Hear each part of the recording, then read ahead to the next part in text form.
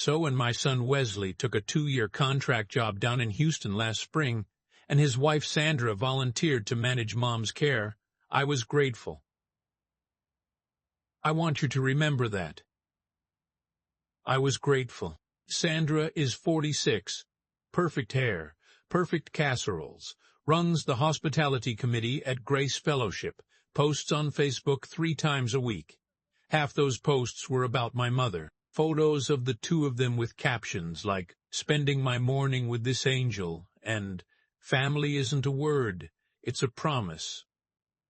200 likes a post. People at church called her a saint. I believed it too. That's the part that still bothers me. The first crack showed up on a Tuesday in October. I stopped by Mom's house on Kettering Street around 4 o'clock with a pot roast. Because Tuesday is pot roast day and has been since Reagan was president. Mom was in her chair by the window, and on the table next to her was her pill organizer, the little plastic one with the days of the week. Thursday's compartment had half a pill in it. Not a whole pill. Half. Cut clean down the middle with a kitchen knife. "Mom," I said, "why is your heart pill cut in half?" She waved her hand the way she does. "Oh, they're expensive, honey. Sandra says the co-pays went up." "I'm just making them stretch. Making them stretch." My mother. Rationing her own heart medication like it was sugar during the war. I stood in that kitchen and did the math in my head. Mom's pension and Dad's railroad settlement left her comfortable. Not rich. Comfortable. Those pills cost $42 a month with her coverage. $42. She had it. I knew she had it, so where was it going? I didn't say anything to Mom. You don't alarm an 88-year-old woman with a heart condition. I just kissed her forehead, told her I'd handle the pharmacy from now on, and drove home with my hands tight on the wheel of my Silverado the whole way down Wayne Avenue. Here's something I've learned in 64 years. When something small doesn't add up, it's almost never small. It's the corner of something buried. That night, I called Sandra, kept my voice friendly. "Hey, I noticed Mom's cutting her pills in half. She says the co-pays went up." There was a pause on the line. Maybe 2 seconds. Then Sandra's voice came back smooth as poured glass. "Dale, I've been meaning to talk to you about that. I've been reading about over-medication in the elderly. Honestly, half the prescriptions they put these old folks on are just the doctors padding their numbers. She has a heart condition, Sandra. Cardiologist put her on those, and then she said it. The sentence I will hear for the rest of my life." She sighed. Actually sighed, like I was the one being difficult, and she said, "Dale, she's pushing 90. At some point you're just paying to delay the inevitable. I want you to sit with that for a second. The inevitable." That's what she called my mother. The woman she posted about every week. The angel. The promise. To my face on a Tuesday night, like she was talking about an old water heater, I didn't yell. I want you to understand something about me. I don't yell. 41 years running freight taught me that the loudest thing in the room is never the most dangerous thing in the room. I said, "Okay, Sandra, thanks for explaining." And I hung up. I did not call Wesley. I did not confront her. I did not go to the police. Not yet.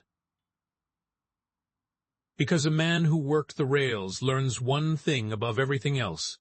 Before you move anything heavy, you check the whole line first. The next morning, I was at the Walgreens on Smithville Road at 9:15 when it opened, with Mom's insurance card and a list of her prescriptions in my shirt pocket. And that's where you came in. That's where the pharmacist, a young fellow named Marcus with tired eyes and a wedding ring, looked at his screen and went still. "Sir, can I ask you something about your mother?" "Ruth Hunt, Kettering Street." "That's her. Nobody has filled her heart medication since June. He turned the screen so I could see it.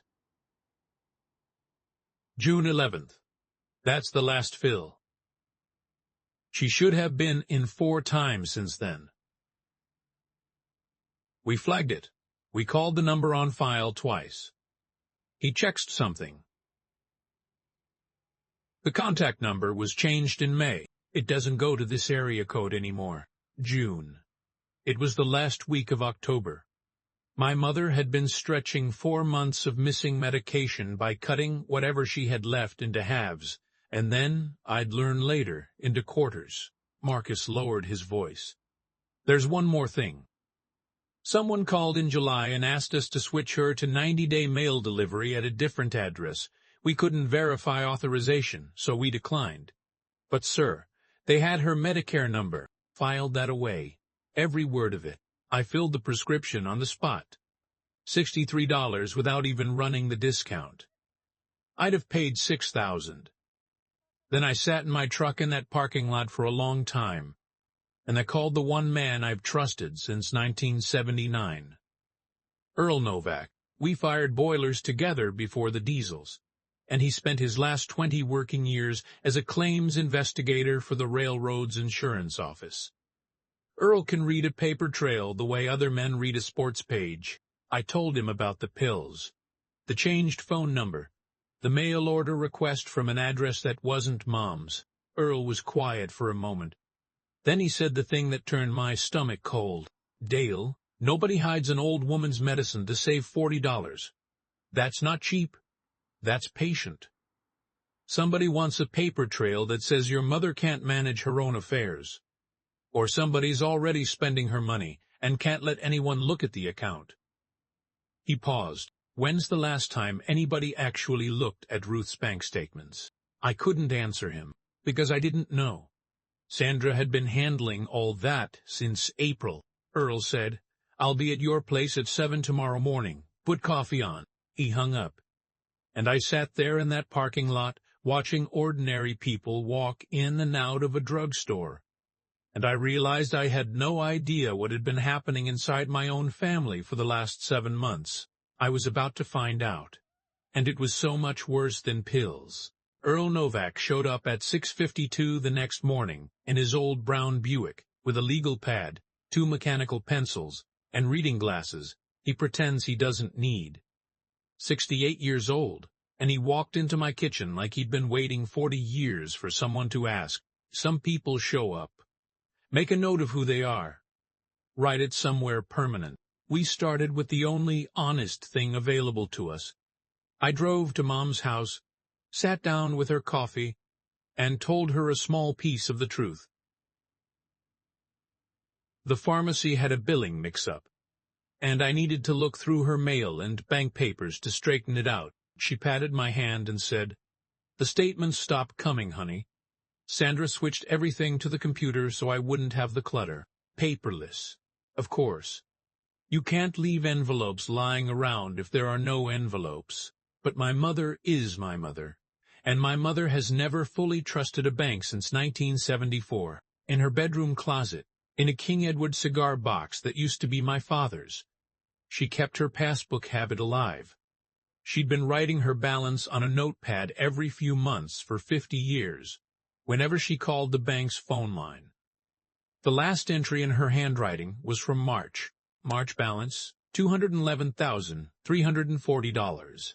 That was Dad's settlement money plus a lifetime of diner tips and discipline. Her whole security. Her whole life. Earl and I took her to the First Third branch on Wilmington Pike that same afternoon. Mom sat between us in her good coat, and a personal banker named Denise printed 7 months of statements while we waited. October balance, $74,916. Stay with me now, because this is where it stops being about pills. $136,000. Gone in 7 months. And it didn't leave in a panic. It left on a schedule. Transfers of $4,000 and $6,000, spaced out, regular as a mortgage. every one of them going to the same place, an account at a different bank titled R.H. Care Management LLC, Care Management. They named the pipe they were draining her through after caring for her. Denise looked at the authorizations on file and frowned. These transfers were set up in person in April. We have a power of attorney on file. She turned the folder around. Durable power of attorney. Ruth Hunt, principal. Sandra Hunt, agent. Signed March 30th. Notarized. I looked at my mother's signature on that document for a long time. I've watched that woman sign birthday cards for 60 years. The R was wrong. Ruth loops her R from the bottom, always has, ever since penmanship class in a 2-room schoolhouse in Kentucky. This R started from the top. I asked Mom gently if she remembered signing anything in March about Sandra handling her affairs. She thought hard, the way she does, wanting to be fair. She had me sign some things for the church raffle, a permission form for the bus trip to Amish country. Her voice got smaller. Dale, did I do something wrong? No, Mom, I said. You did everything right. Somebody else didn't. If you've been listening for a while, do us one quick favor. Subscribe. It costs you nothing, and it means everything to us. Hit the like button while you're at it, and drop your thoughts in the comments. Here's a truth I've paid full price for. A forged signature doesn't steal your money first. It steals your voice. The money is just what they carry out afterward. Back at my kitchen table, Earl spread the statements out like a train schedule and started circling. And every circle made the picture older and uglier. The LLC, RH Care Management, was registered with the Ohio Secretary of State. Public record. Anyone can look. Filed not in April, not in March. Filed 22 months ago. November, 2 years back. Registered agent, Sandra Hunt. Second member listed, Clinton Byers. Clinton Byers is Sandra's brother, a man who sells above-ground pools in Springfield and has declared bankruptcy twice. I want you to understand what that filing date means. 22 months ago, Wesley didn't have the Houston job yet. 22 months ago, Sandra was still bringing deviled eggs to Sunday dinner and calling my mother Mama Ruth. The paperwork for harvesting my mother was signed, sealed, and sitting in a state database while she was hugging her in my living room at Christmas. This was never neglect. Neglect is lazy. This was farming. Earl kept pulling threads. The mail forwarding request Marcus mentioned. Earl had me check with the post office, and sure enough, a change of address had been attempted on Mom's mail in July and bounced for failed verification. The address on the attempt was a P.O. box in Springfield, Clinton's town. Then Earl found the withdrawals that didn't fit the pattern. 3 cash withdrawals from the LLC account's debit card, but the statements we could see only showed the transfers in. So Earl did what Earl does. He made 2 phone calls to old insurance friends, and by Thursday we knew the LLC account had been spending on a cruise deposit, a used Lexus registered to Clinton, and $9,800 just under the reporting line, and that number is not an accident, wired to a title company. A title company. Why does a fake care company need a title company? Friday morning I found out. Earl called me at 8:05, and for the first time all week his voice had no jokes in it. Dale, pull up the county auditor's site. Look up Ruth's house. I did. Kettering Street. Mom's house. The house Dad's settlement paid off in 1971. The house she has slept in for 55 years. There was a new document recorded against it.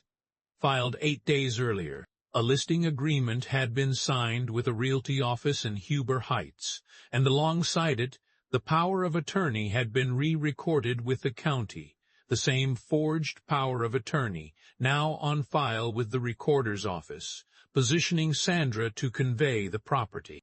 The asking price they'd discussed with a realtor, Earl learned by simply calling and asking as a family member helping coordinate. $189,000. Quick sale. As is. Cash buyers preferred. And there was one more thing. The realtor's file had a note in it. Earl read it to me over the phone, word for word, and I wrote it down with a hand that was steadier than it had any right to be. Seller's agent advises occupant is elderly and being transitioned to a care facility by end of November. Property will be vacant by December 1st. End of November. It was October 29th. They had a date. My mother had a move-out date she had never been told about, to a facility nobody had named, so her house could be emptied and sold while my son, her grandson, was 1,100 miles away in Houston believing his wife's Facebook posts. The pills weren't cruelty for its own sake. I understood it now, and understanding it was worse. A frightened, fading, under-medicated woman is easier to declare incompetent, easier to move, easier to erase. They weren't stealing from my mother. They were scheduling her. I stood in my kitchen holding that phone, looking out the window at the bird feeder my mother gave me for my 60th birthday, and Earl said, quiet as a church, "Dale, what do you want to do?" I told him I'd call him back in an hour, because there was something Earl didn't know yet, something Sandra didn't know, something nobody had thought to ask one simple question about in all their 22 months of planning. Whose name is that house actually in? I need you to understand something about me before I tell you the rest. In 1996, when my mother turned 59, a lawyer named Harold Brubaker sat me down in his office above the hardware store on Watervliet Avenue. Dad's railroad settlement had grown. Mom owned her house outright. And Harold said one sentence I never forgot. "Dale, an old woman with assets and no shield is a target wearing a name tag. So we built the shield. The Hunt Family Trust, executed June of 1996. Mom's house went into it. The bulk of her savings went into it. Mom kept a checking account for daily life. The account Sandra had been bleeding. But the house on Kettering Street and the real money hadn't legally belonged to Ruth Hunt in 30 years. They belonged to the trust. And the sole trustee of that trust with sole authority to buy, sell, or transfer anything in it is me. Sandra had spent 22 months building a machine to steal a house from a woman who didn't own it. Her forged power of attorney gave her authority over exactly nothing but the small account, and every dollar she'd moved from it was a felony with her signature attached, notarized and recorded with the county by her own hand. She hadn't robbed a purse. She'd robbed a bank vault with cameras she installed herself. Here's where it gets interesting. Because when I hung up with Earl and sat down in my kitchen chair, something happened inside me that I want to describe honestly. Since this channel is about telling the truth, the anger left. All of it. It drained out of me like water out of a tub, and what settled in its place was colder and much more useful. I wasn't angry anymore.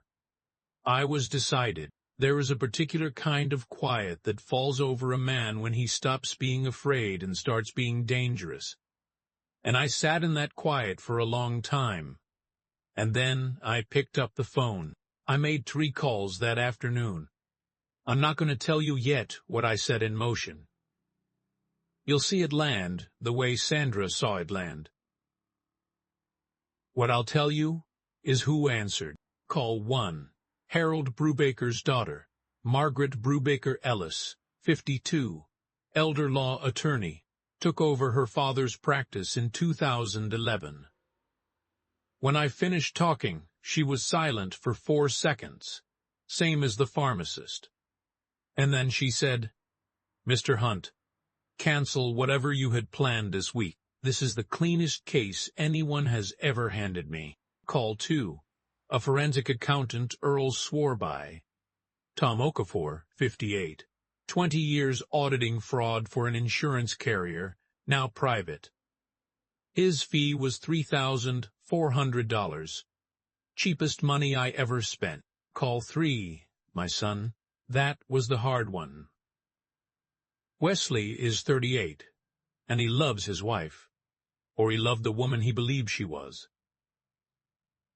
I didn't give him conclusions. I gave him documents. I scanned every page. The statements, the LLC filing, the forged signature next to 40 years of Mom's real one, the realtor's note with his grandmother's move-out date. And I sent them at 9:40 on a Friday night.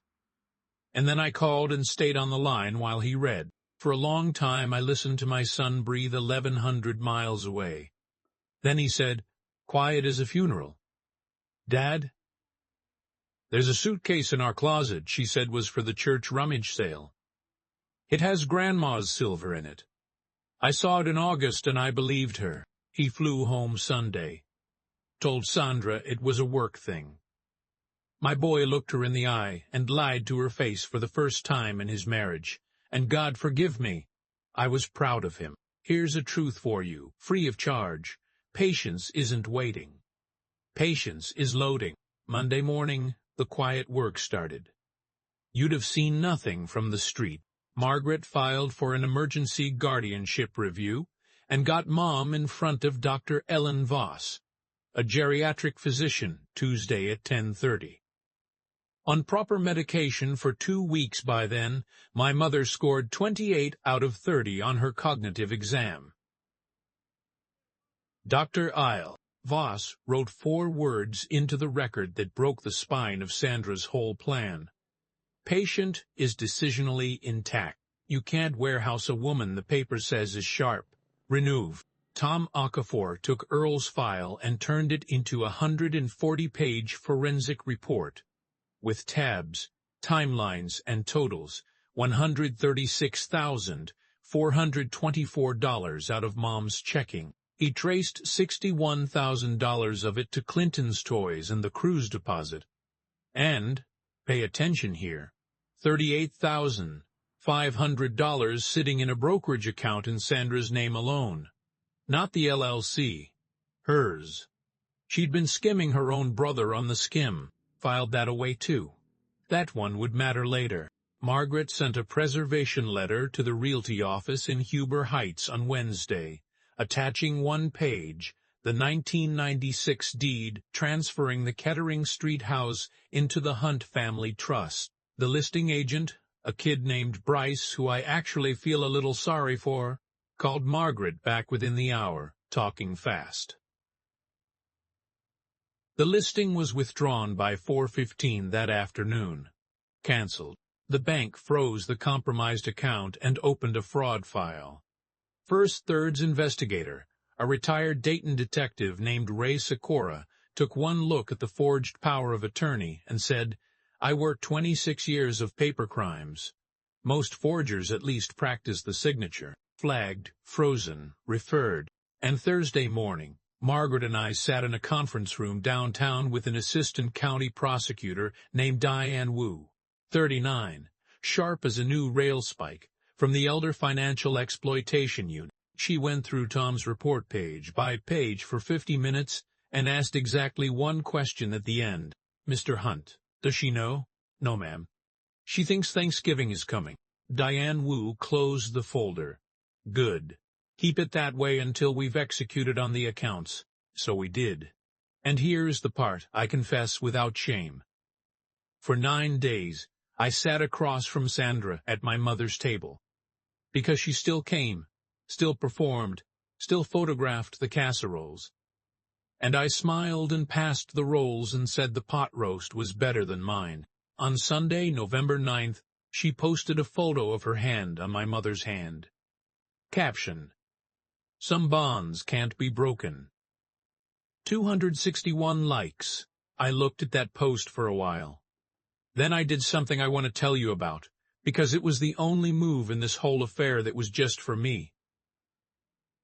I clicked the little heart. I liked it, because I knew something Sandra didn't.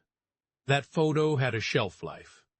And I was the only person on Earth who knew the date on it. Everything was signed, sealed, staged.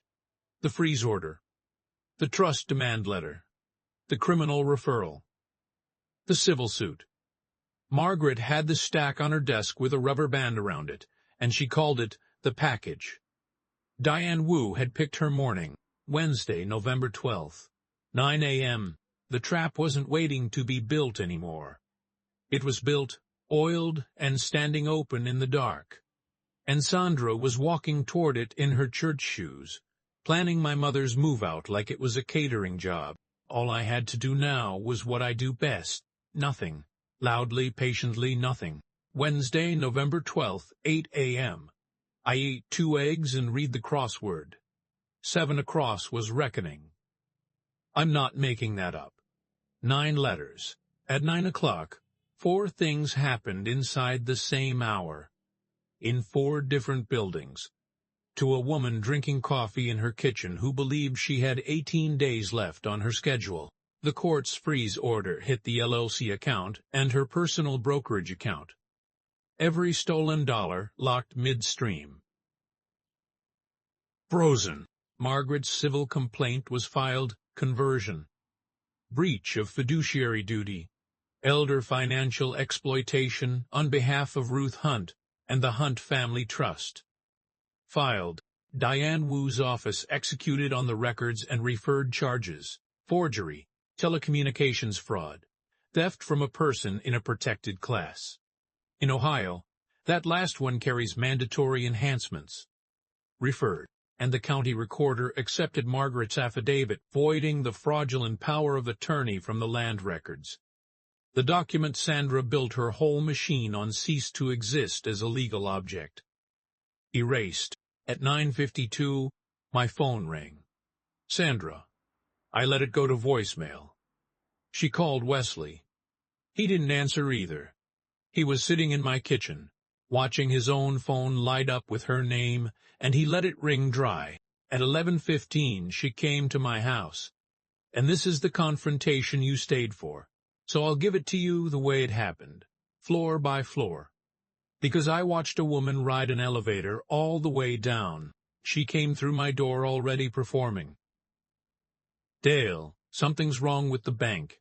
They've frozen everything. I can't access Mama Ruth's care account. Sit down, Sandra.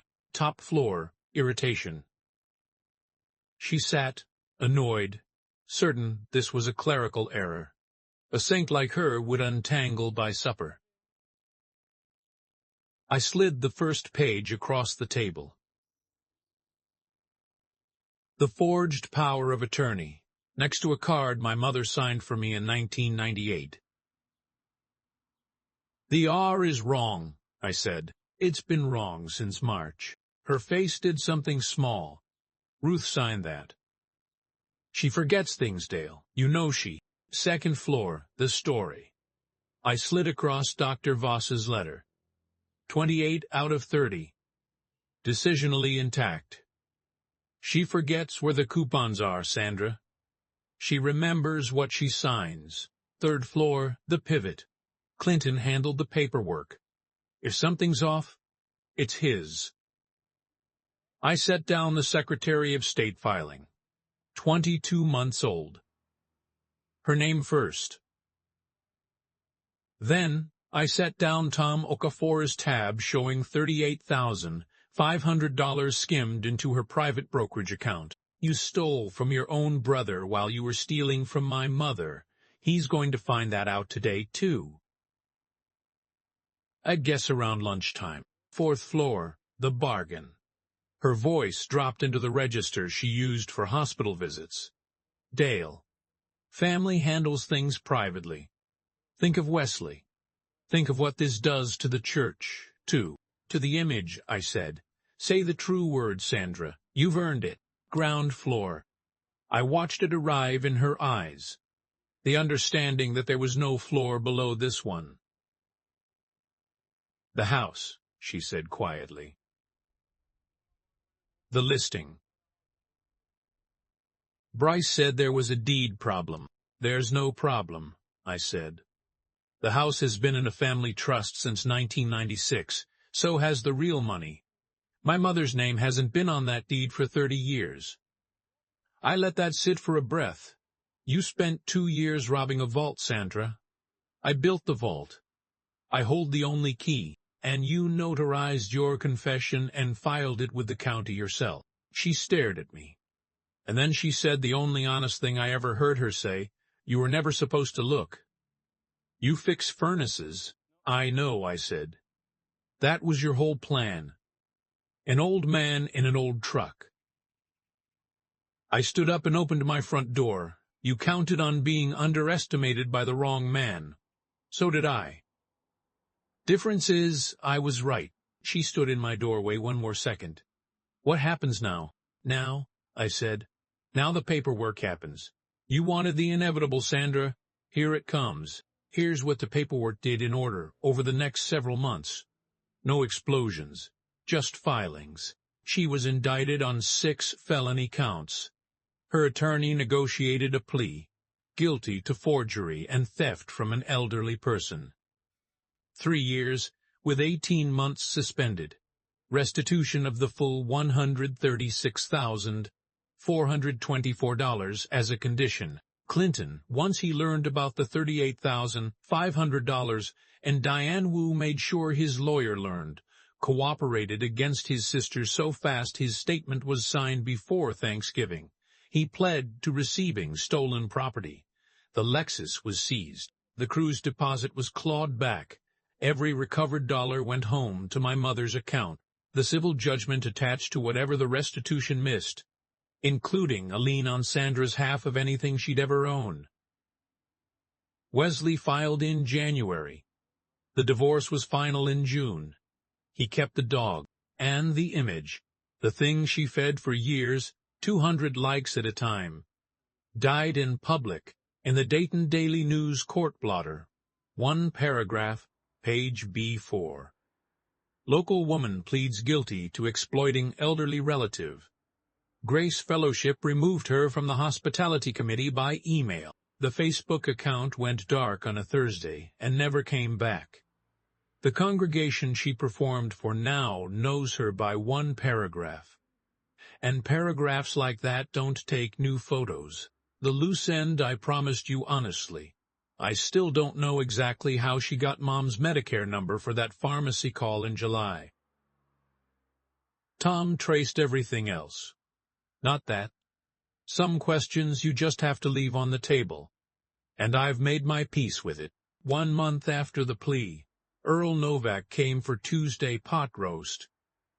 And my mother, who knows everything now, because she's decisionally intact and, don't you forget it, put the good tablecloth out for him. She told him he was the finest investigator since Columbo, and Earl, 68 years old, blushed like a schoolboy.